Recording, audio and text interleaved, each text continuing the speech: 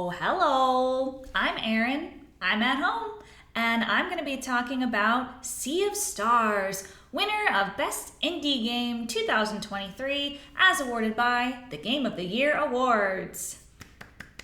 Now, I went into this game with some expectations. The main word that I had heard used to describe this game was charming, and I was like, I like charming. Let's go be charmed. I did also look up a little bit of information online from some commenters, specifically on howlongtobeat.com. I just wanted to get an idea. And one of the main things that people said in their reviews and comments was that the story was the worst aspect of the game. That did worry me because I think story should be good. That said, I don't think every single video game needs to have a really super compelling story. I think the really worrying thing, though, is that it was brought up at all. Usually, if a video game has a poor story, it's just not really talked about. Like, nobody looks at the Mario games and goes, wow, that story really needs some work. Like, that's just not really a thing. So, if in this game people are talking about the story being bad, it must impact the enjoyment of the game. So that's a little worrisome, but let's get into it. What is Sea of Stars? Sea of Stars is a retro-inspired turn-based RPG. That is the full description that the game actually uses for themselves. So let's just, for me, that's like a lot of words to describe a game. You know, typically I'm used to games being described as platformer, Metroidvania, Souls-like, roguelite, and such.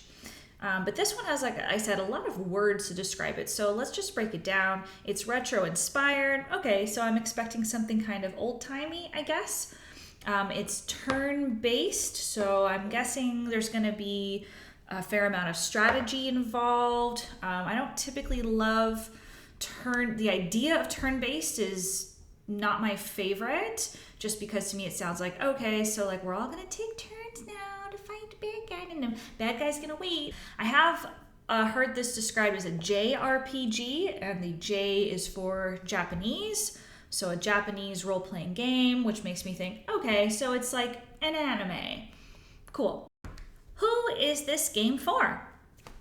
Honestly, I'm not entirely sure who I think this game is for. On the one hand, because it's retro inspired, I think it's for people who are adults who played games growing up, and this is supposed to evoke some nostalgia. On the other hand, I think this game could possibly be for children. The reason why I think it's possibly written for children is mainly because of just the way that the characters are developed and how they speak and how the plot goes. It's very simplistic, but not in a like good focused type of way. Like there is simple that I think is really good. So when I think of like the story of Cinderella, for example, it's a very simple story, but I feel that when it's executed really well, it's very compelling. So John Wick, right? Very simple story. Man's dog is killed, man seeks revenge, and is awesome at it. Simple, but flawless. So a story does not have to be complicated to be good. But Sea of Stars, unfortunately, is not what I would call, focused and well edited and well written. On the other hand, I do think some of the visual aspects, some of the monsters are maybe a little bit scary for young kids. So all that said, I'm not 100% sure who this game is for, and I think that's a really big part of the problem with this game. Gameplay. The gameplay is simple and fun for the first 10 hours. So what I mean by that is, for example, there are puzzles that you will have to solve throughout the game, pretty much any of the worlds that you visit.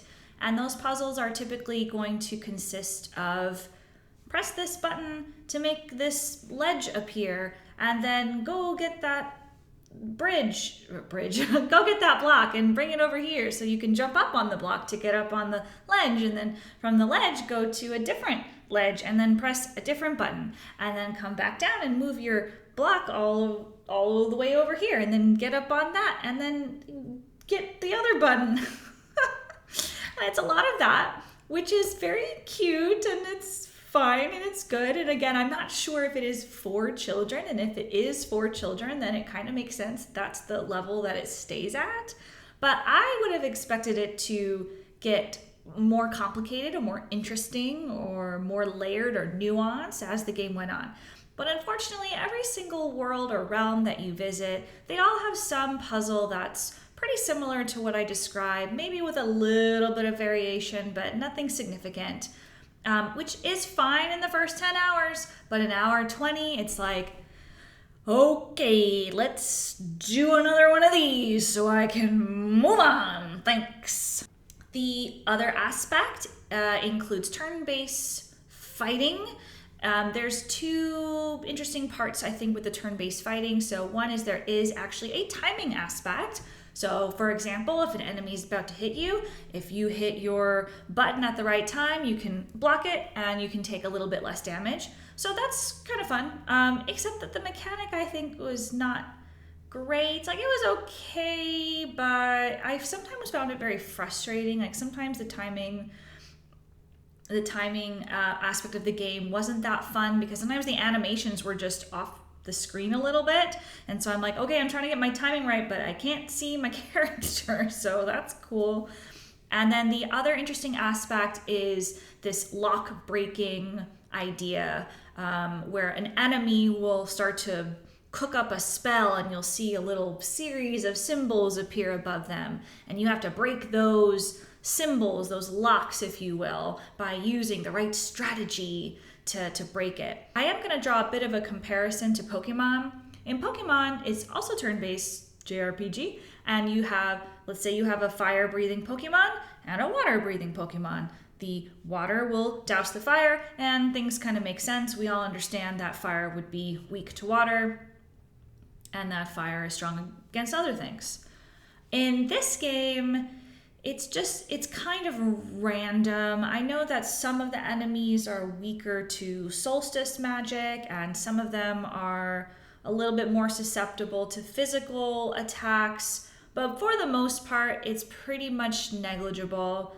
Whether you're using the character who has the power of the moon or the character who has the power of the sun, they're virtually interchangeable. Sometimes these locks are truly random, where on one round I'll get lots of little sun symbols I have to break, and on the very next round I'll see a bunch of moons. So I don't know what to say there. It doesn't really get more interesting or more layered or nuanced than what I just described, in my opinion. So again, fine in the first 10 hours. After hour 20, it's kind of like, all right. And then it's your turn, and then it's your turn, and then it's your turn, and then it's your turn. And now let's wait for the bad guy. Ow, ow, ow, ow.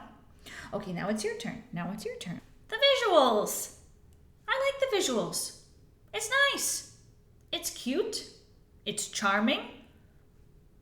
I don't have any complaints with generally the visuals. I think they look good. They're freaking adorable, okay? Now, that said, there is a second style that we do see in this game, and that is the 2D drawn anime style.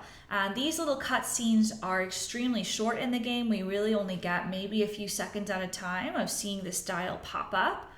And it looks fine. My issue with it is, to me, it looks like it's from a completely different game. It just seems like it has its own vibe, its own flavor, its own thing that it's trying to do, and it's not the same thing that the sprites are trying to do.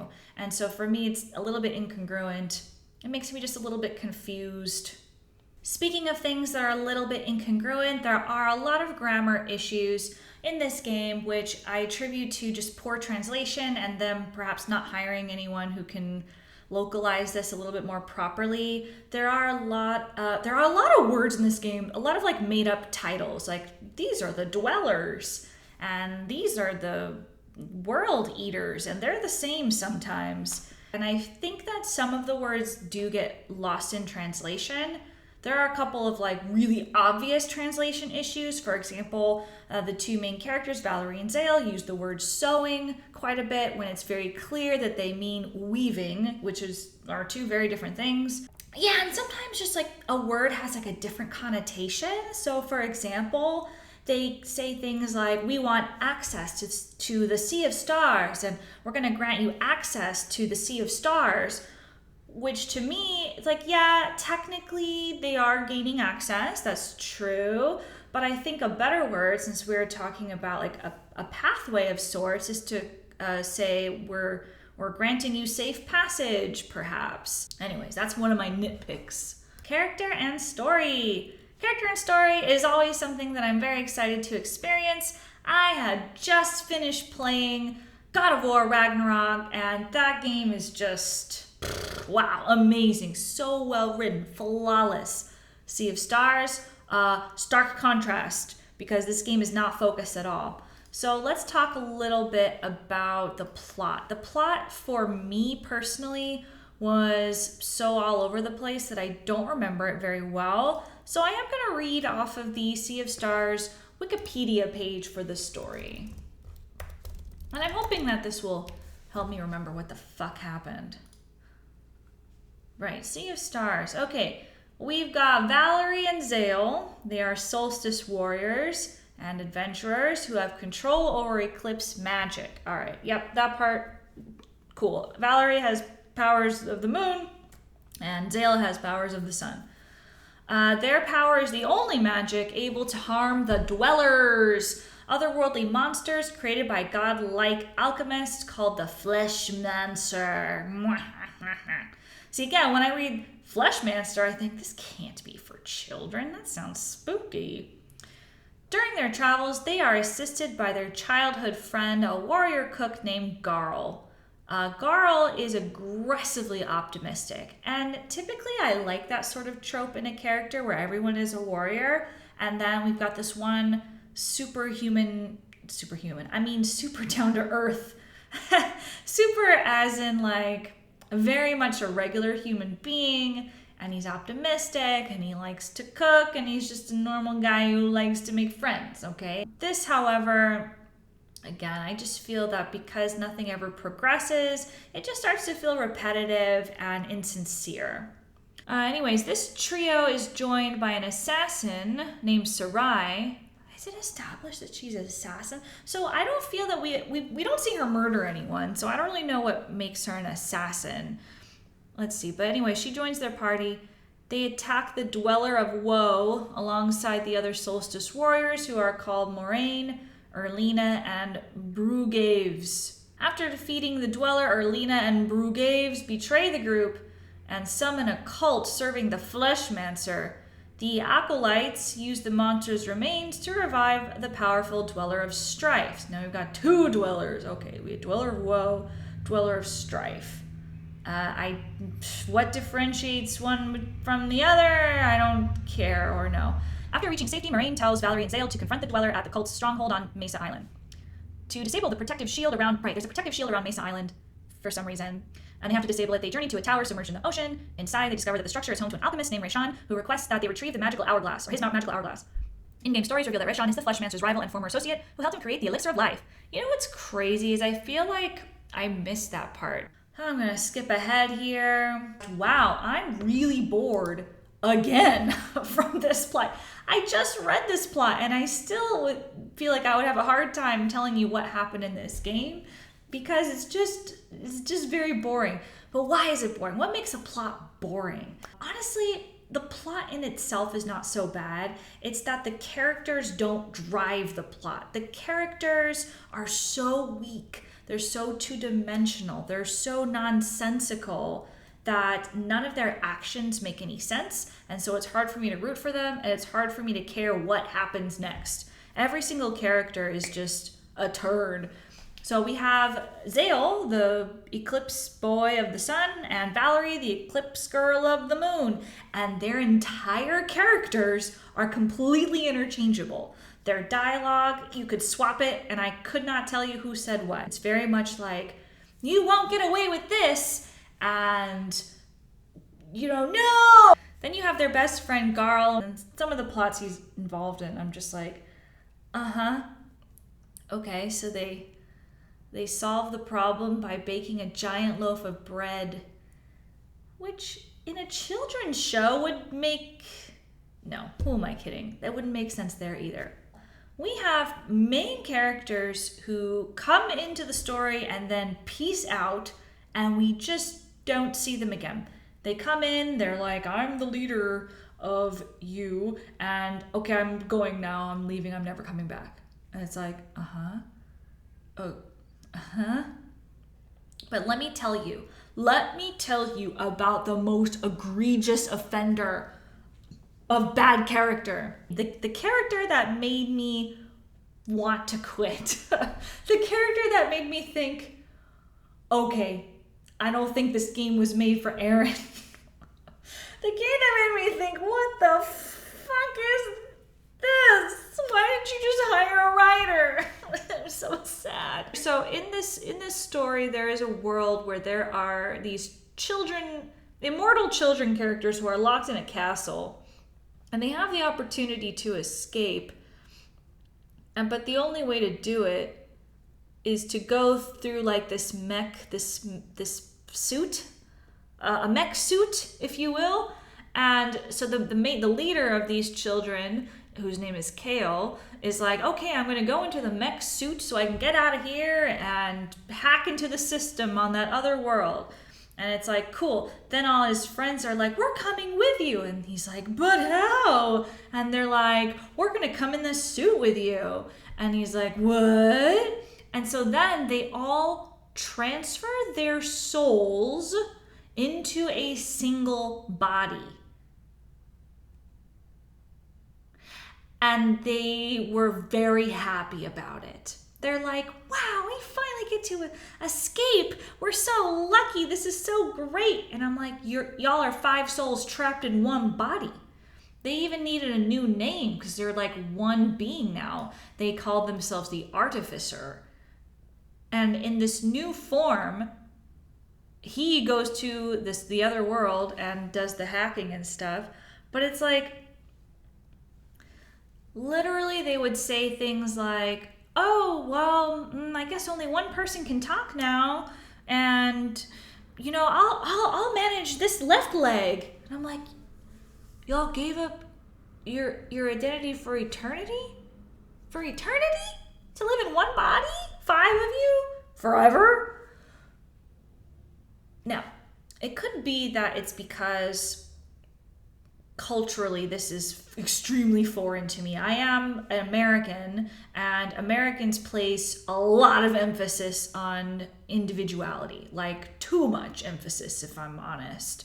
Where it's very much like, you're your own person and you can do whatever you want, freedom, blah, blah, blah. So for me now, again, not to say that I think every aspect of that is good, but I have been brought up in that society, so that is something that I think about and is part of me. And so for me, this thing that happened is horrifying to me. That's like, sounds like a curse happened to you. Sounds like you were cursed.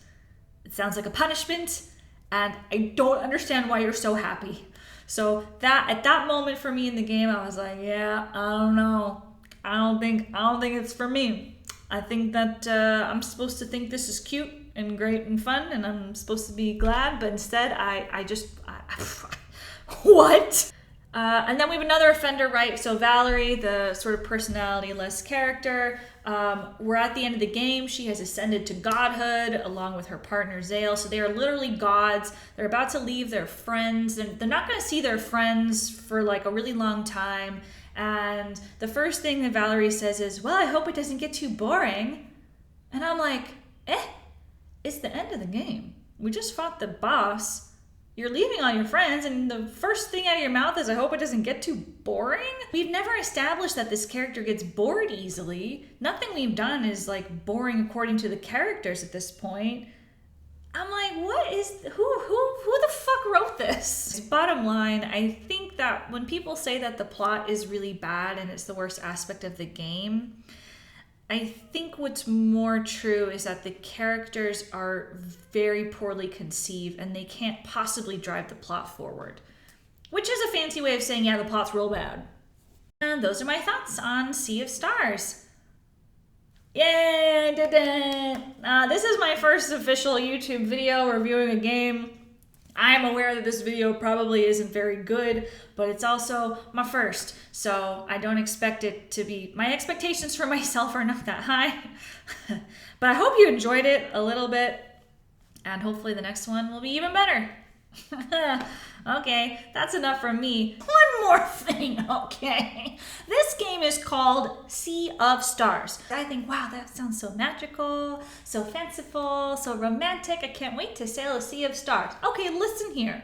We go on that thing like hardly ever, okay? And you know what? It's just a second map. It looks kind of like the first map, but like a little different, but like not really. Okay, they're kind of the same thing. What the heck, man? What are you doing? I feel duped. I feel tricked. I don't get it. Okay, bye.